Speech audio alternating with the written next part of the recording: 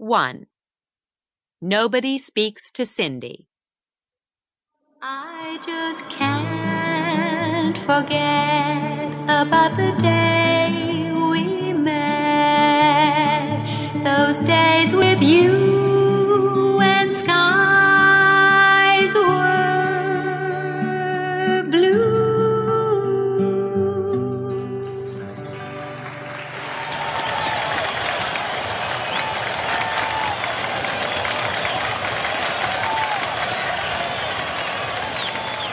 Suddenly, there were no lights. Everybody stood up in the dark concert hall. They were screaming and shouting, "More! More! More!"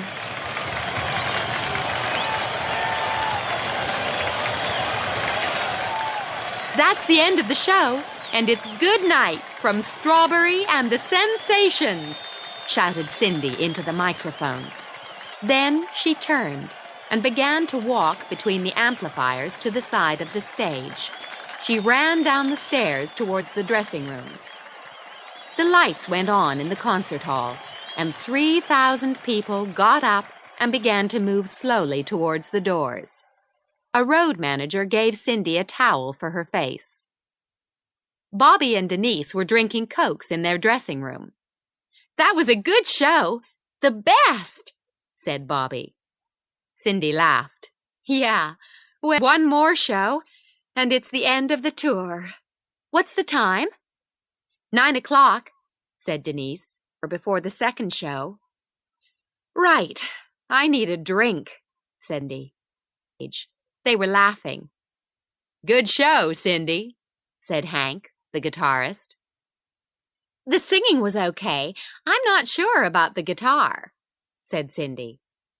Then she saw Hank's face. "Don't worry, Hank. That was a joke." "Oh, yeah, very funny," said Hank. But he was smiling. "I'm going to get a drink," said Cindy. "What do you want, Hank?" Miss Strawberry, can I speak with you for a moment?" Cindy looked round. A police officer was standing behind her. A road manager walked towards them. "Sorry, no autographs," he said. "But I'm the police chief," said the police officer angrily. "It doesn't matter, she's very tired." "You can't have her autograph," said the road manager, "but I can give you a photograph. Here you are." "I don't want an autograph," said the police chief. "It's all right. He can have an autograph. Give me a pen." "I don't want an autograph either," said the police chief. "Look, Miss Strawberry, where can we speak?" The roadman is angry. "Nobody speaks to Cindy between shows. Not the police chief, not the president, nobody. Hey?" The police chief looked at Cindy. "This is important," he said. "It's police business to talk to you, Miss Strawberry. I must talk to you alone." "It's okay," Cindy said to the road manager. She turned to the officer. "My name isn't Miss Strawberry. Everybody calls me Strawberry because of my red hair. My name's Cindy Harris." "Oh, I'm sorry, Miss Harris," said the police chief. "Can we speak in your dressing room?" "Has there been an accident? Is my family all right?" "Nobody's had an accident, Miss Harris. Don't worry. Now, can we talk?" "Okay, but I don't have much time. There's another show at 10 o'clock.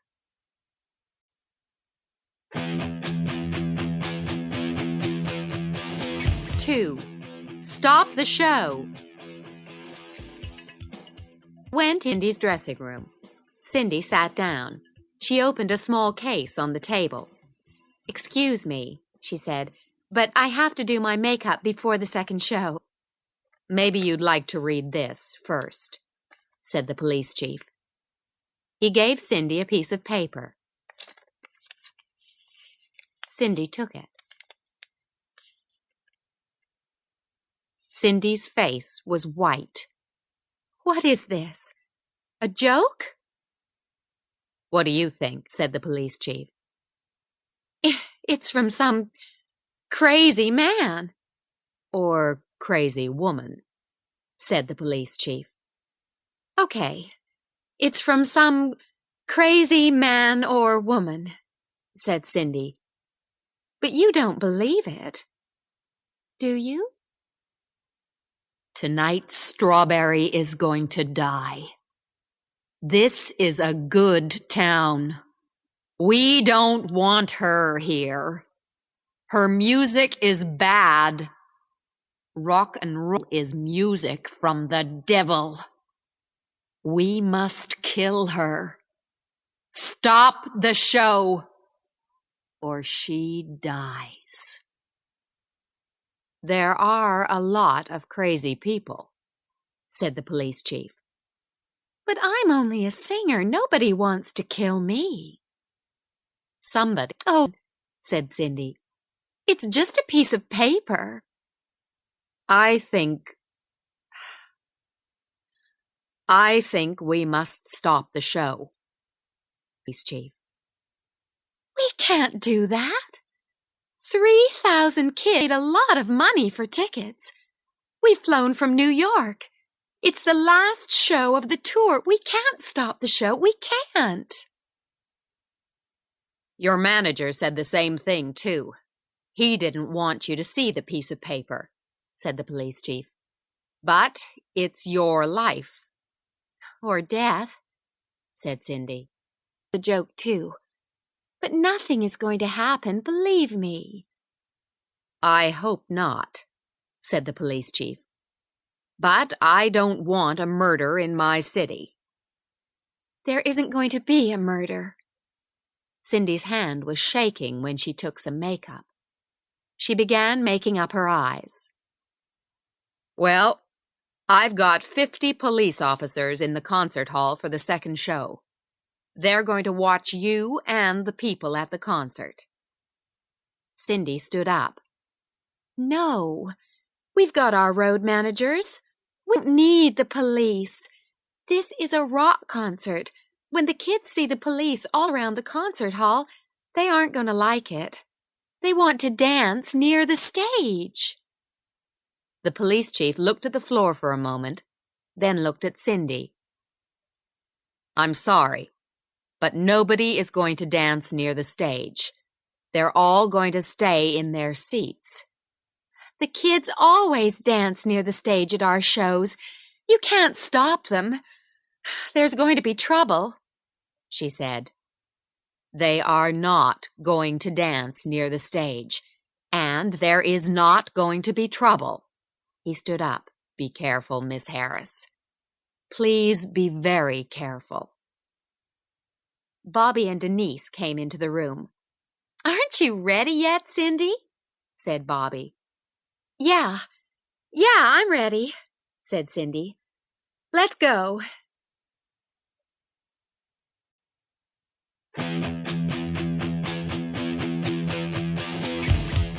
Three. Bad news. The three singers left the dressing room. Denise looked at Cindy. You haven't finished your makeup, she said. What's wrong? What did he want? Oh, nothing, said Cindy. Nothing important. The road manager was outside the dressing room. He was holding a newspaper. Have you seen this? He asked. Greenfield Sun, 11th of November. Stop Strawberry. 400 people came to a meeting in the hall last night. They heard a talk rock and roll music by State Senator Pugh. Senator Pugh said, "Rock music comes from the devil. The worst rock singer is Strawberry of Strawberry and the Sensations." To stop tonight's concert by Strawberry and the Sensations at the Arcadia Concert Hall in Greenfields. Strawberry and the Sensations are at number 4 in the top 20 this week with their song, I Can't Forget. Pugh doesn't like the singer because of her hair. Strawberry's songs are about love. Nobody has said anything bad about her before. They sold all the tickets for 2 months ago. What is it? said Bobby. She took the newspaper. It was the Greenfield Sun. She laughed. "Ha, it's a nice town," she said. She gave the newspaper. Cindy looked at the front of the newspaper. "What is it, Cindy? You aren't laughing," said Bobby. "It isn't very funny," said Cindy. She dropped the newspaper on the floor. "Oh, he's just crazy," said Bobby. "Don't worry about it." "There are a lot of crazy people," said Cindy. "A lot." Another road manager came over to them. "We're going to begin later tonight," he said. "The kids aren't in the hall yet. They're coming in very slowly." "Why?" said Denise. "I don't know," said the road manager. "The police are looking at everybody's tickets very carefully." "What said Denise. "We never have police at our concerts. There's never any trouble." Denise looked at me. "What did that police officer want?" she said. "You haven't told us." "Haven't I?" said Cindy. She turned to the road manager. "My microphone all right?" she said. "I had a problem with my microphone in the first show." "What kind of problem?" said the road manager. "I was listening to you. It was okay." "No, it wasn't," said Cindy. "Can we go it?" "Yeah, all right, but I'm sure there's no problem," said the road. "Cindy, what did the police officer want?" asked Denise. "Sorry, Denise, I don't have time. I have to look at that microphone. I can tell you later." Cindy walked away with the road manager. Denise turned to Bobby. "What's wrong with Cindy?" she said. "I don't know," said Bobby. Then she looked down at the newspaper on the floor. "I really don't know."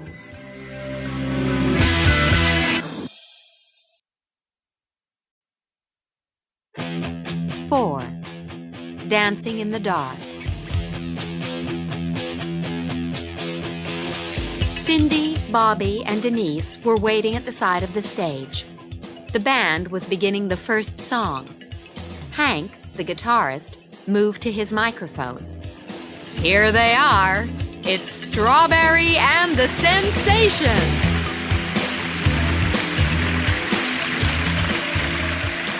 The kids were screaming and shouting. Cindy, Bobby, and Denise danced onto the stage. Cindy took her microphone. "It's a rock show, rock show, rock show. Hold my hand and let's go, let's go, let's go!"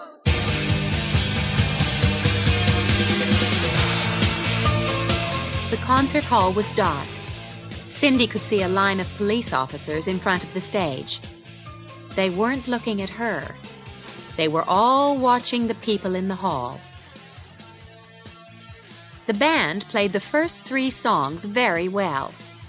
Cindy was beginning to feel better. She was enjoying the show. But she couldn't forget the piece of paper. Bobby and Denise didn't know about the paper. They were standing next to her. Cindy moved away from them. Maybe there was a crazy person out there. The piece of paper was about her, not Bobby and Denise. It was dangerous for them when Cindy was standing next to them.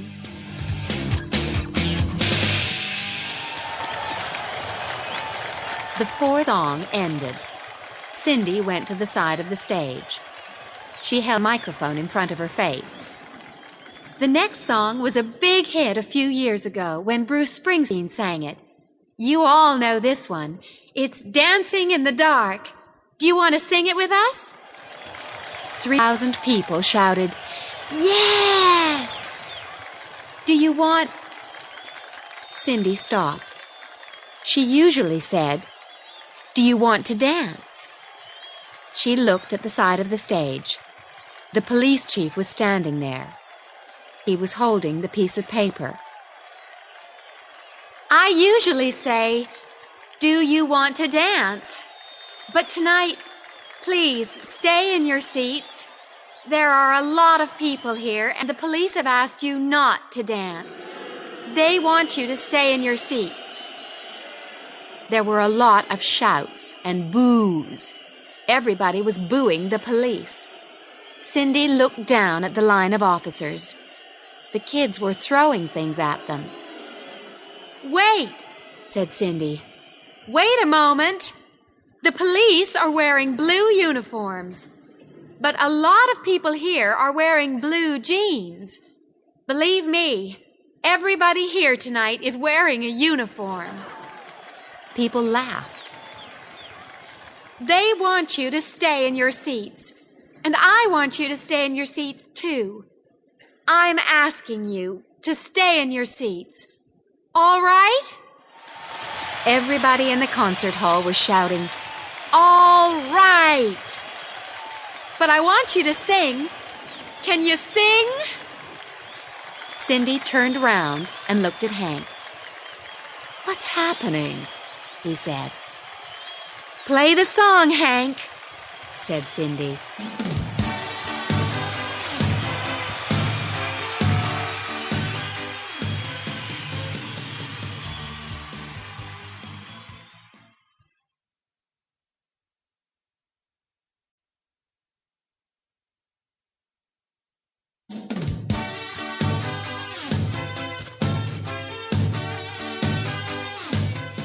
Five. The Man in the Tower. The band started dancing in the dark. Cindy finished the second verse. Jason, the saxophonist, walked to the front of the stage. He began the saxophone solo. Cindy moved to the side again. She looked up at the white lights above her. There was a lighting tower with the speakers and lights on it. Then she saw him. A man sitting on the lighting tower, just a few yards away from her. He was wearing a white shirt. There was something in his hand. Cindy could see the light on the metal. The saxophone solo finished. Bobby and Denise were singing the third verse. Cindy didn't sing. She was watching the man on the lighting tower. He was pointing a gun at her. Quickly, she threw her microphone at him. There was a screaming noise from the microphone and an explosion. Something hit Cindy in the face, and she fell down. The band stopped. Cindy looked up the lighting tower. What was the explosion? She was okay, but did he hit somebody in the band or in the concert hall? No. The microphone hit a light. That was the explosion, and the man dropped the gun. Now there were police officers on the lighting tower. They had the man. They were pulling him down from the tower. Cindy put her hand to her face, then took it away and looked at her hand. It was red. There were pieces of glass all around her. "Are you all right, Cindy?" It was Jason. "Yeah, I'm okay. It's only a small cut." The police chief walked over to Bobby's microphone. "I'm sorry, everybody. That's the end of the show. Someone tried to kill Strawberry, Miss Harris.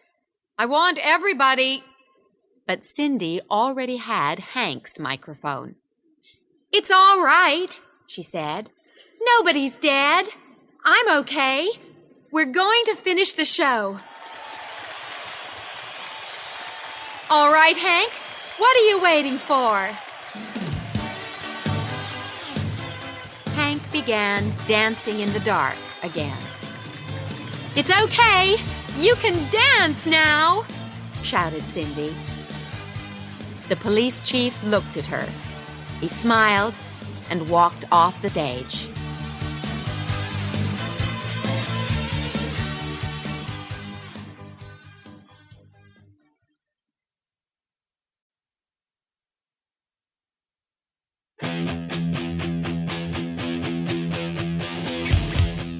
6. A new fan.